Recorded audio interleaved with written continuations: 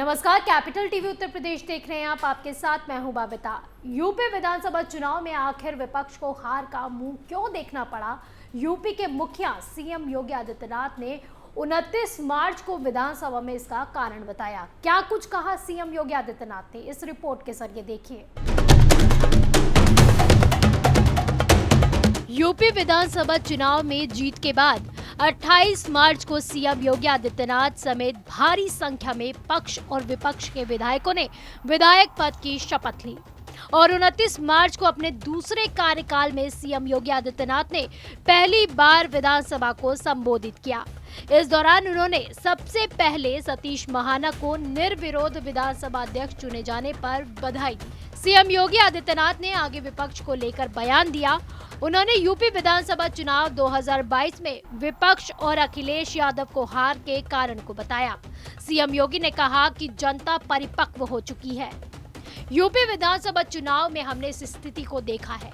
चुनाव के दौरान आरोप प्रत्यारोप का दौर चला, कई प्रकार की नकारात्मक बातें भी कही गई, लेकिन जनता ने सकारात्मक बातों को ही ध्यान में रखा।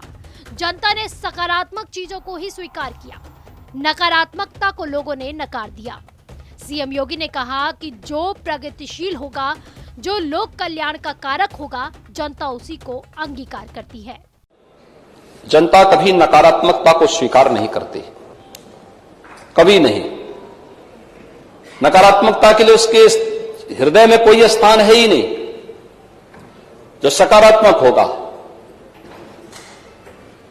जो प्रगतिशील होगा, जो लोक कल्याण का कारक होगा, जनता उसी को अंगीकार करती है।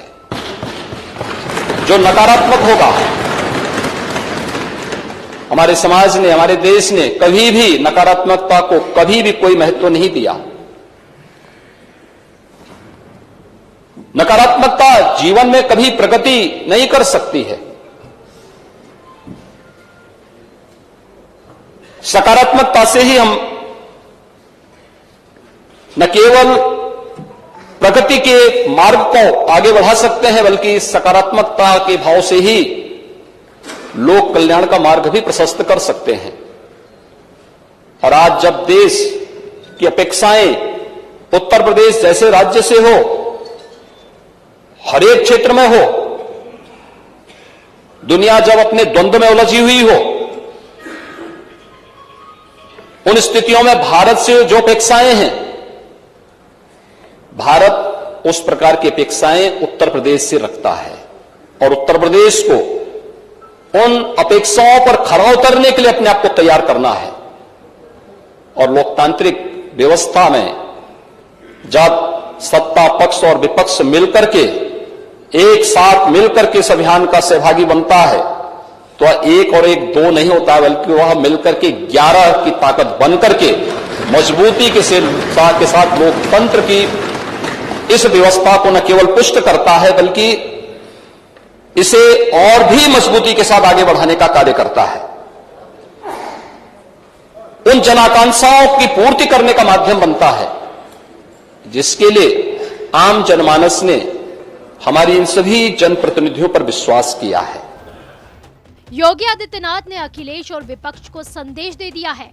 यूपी चुनाव में भाजपा को जीत मिली और इसके साथ पार्टी ने 37 साल बाद दोबारा सत्ता में वापसी का रिकॉर्ड बना दिया।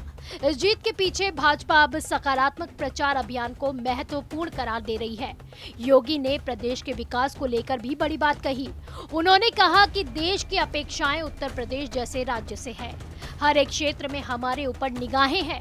दुनिया जब अपने द्वंद्व में उलझी हुई है, उन स्थितियों में भारत को जो अपेक्षाएं हैं, भारत उसी प्रकार की अपेक्षाएं उत्तर प्रदेश से रखता है। लोकतांत्रिक व्यवस्था में जब सत्ता पक्ष और विपक्ष मिलते हैं, तो एक और एक दो नहीं, बल्कि 11 की ताकत बन जाती है।